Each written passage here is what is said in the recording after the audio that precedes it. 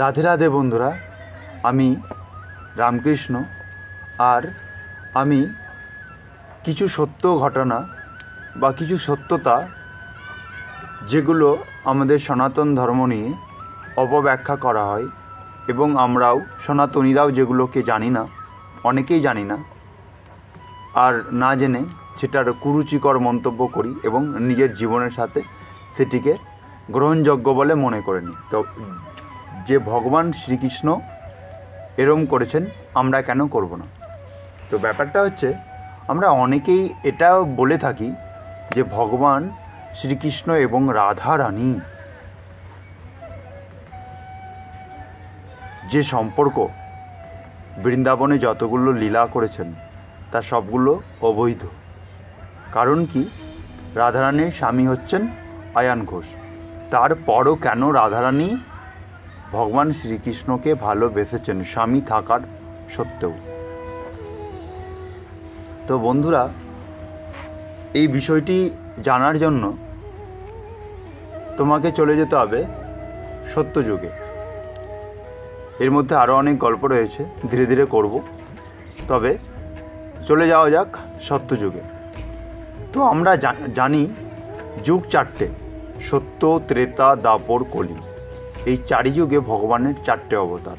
সত্যতে নারায়ণ, ত্রেতাতে ভগবান শ্রী রামচন্দ্র, দ্বাপর যুগে স্বয়ং ভগবান শ্রীকৃষ্ণ, এবং কলিতে যে অবতার হবেন কল্কি অবতার। শাস্ত্রে এই চারটি উল্লেখ রয়েছে। তো তিনটে যুগ শেষ, চার যুগে পড়ে রয়েছি কলিযুগ। কলিযুগের সবে এখন আরম্ভ। এরপর আরও অনেক পাপ, অনেক অন্যায়, অত্যাচার, অবিচার অনেক হবে। তবে আমরা এখন 3 যুগ শেষ করেছি, তো চলে যেতে হবে সত্যযুগে। তো সত্যযুগে একজন ঋষি মুনি ছিলেন, যার নাম অভিমন্যু মুনি। তো অভিমন্যু মুনি একদিনকে কঠোর তপস্যায় বসলেন। তপস্যাটা হচ্ছে ভগবান নারায়ণের। তো তপস্যায় বসলেন এবং সেই তপস্যায় তুষ্ট হলেন নারায়ণ। দেখা দিলেন অভিমন্যু মুনিকে।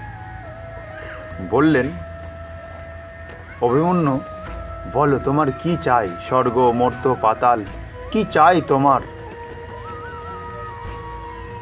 প্রণাম করে অভিমন্যু মুনি বললেন, প্রভু, আমার না স্বর্গ চাই, না মর্ত্য চাই, না পাতাল চাই। আমার ত্রিভুবনের কোনো কিছুতেই চাই না। আমার শুধু চাই আপনার লক্ষ্মীকে আমার স্ত্রী রূপে আমি পেতে চাই। ভগবান নারায়ণ বললেন, এটা কখনোই সম্ভব নয়। তুমি চাওয়ার মতো করে চাও যেন আমি তোমাকে দিতে পারি। তুমি স্বর্গের সবচেয়ে সুন্দরী অপ্সরা, তুমি তাদেরকে চাও, আমি তাদেরকে দিয়ে দেব।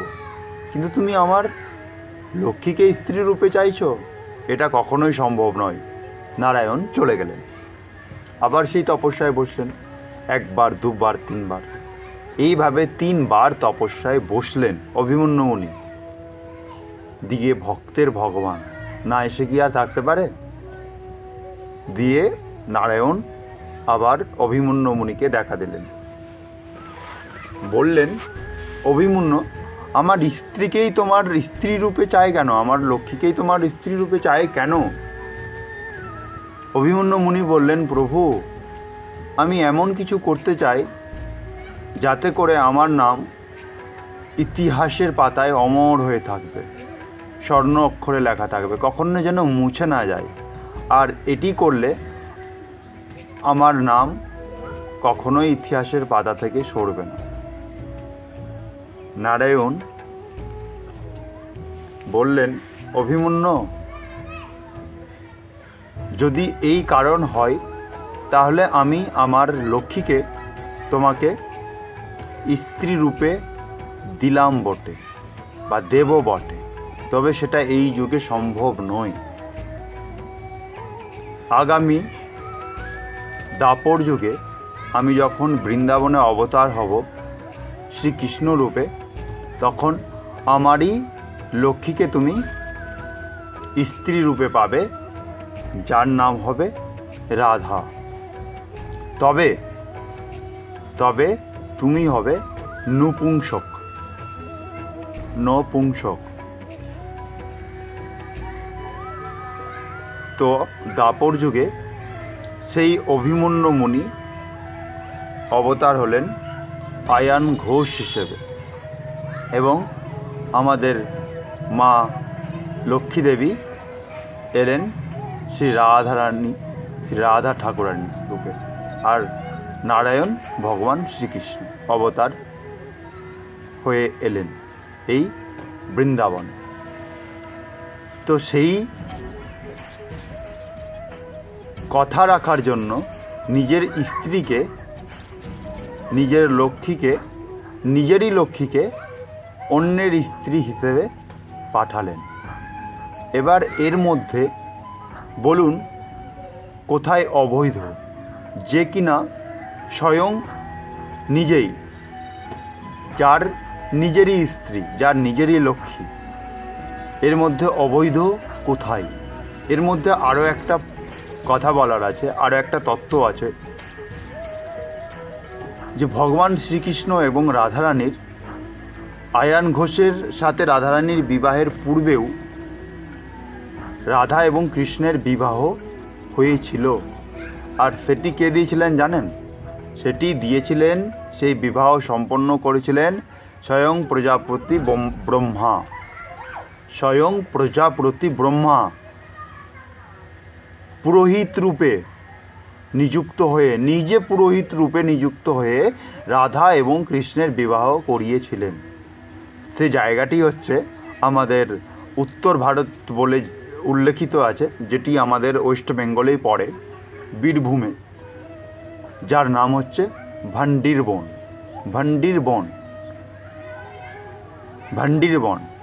সেখানে আজও রাধাকৃষ্ণের বিগ্রহ করে তাদের বিবাহ যেভাবে হয়েছিল তাদেরকে কাঁধে তুলে, আবার এখনও সেই নীতি মেনে সেই অনুষ্ঠানকে প্রতি বছরে সেই এলাকাবাসী সাফল্যতা দেন এবং সেটার উৎসব পালন করেন যে রাধা এবং কৃষ্ণের বিবাহ হয়েছিল। এর মধ্যে আরও একটা কথা আছে, আরও একটা ব্যাখ্যা আছে, শাস্ত্রীয় ব্যাখ্যা আছে। হ্যাঁ বন্ধুরা, আরও একটা ব্যাখ্যা আছে। রাধা এবং কৃষ্ণ কে ভিন্ন। একদিনকে ভগবান নিজের রূপকে দর্পণ অর্থাৎ আয়নার মধ্যে তাকিয়ে দেখছেন যে আমি এতটা সুন্দর, আর নিজের সৌন্দর্যতা দেখার পরে নিজেই মুগ্ধ হয়ে যান, আর এতটাই মুগ্ধ হয়ে যান যে নিজের প্রতি নিজেই আসক্ত। আর সেই সময় ভাবলেন যে আমি এত সুন্দর, এখান থেকে আমি যদি একটা রমণী তৈরি করি তাহলে কেমন হবে। তো তখন ভগবান নিজের অর্ধেক অঙ্গ থেকে সৃষ্টি করলেন এক রমণী, যার নাম রাধা। আধা অঙ্গ থেকে সৃষ্টি করেছেন বলে তার নাম রাধা। তো এখানে তো বলার কিছুই নেই যে রাধা কৃষ্ণের সাথে প্রেম যেটা করেছে সেটা অবৈধ, কারণ যেই রাধা শ্রীকৃষ্ণ ভিন্ন কভু নাহি, কখনোই ভিন্ন নাই। দুই তনু এক তনু দুই দেহ ধরি, এক তনু দুই দেহ ধরি, এক আত্মা দেহ দুই। এখানে অবৈধর কোনো প্রশ্ন ওঠে না।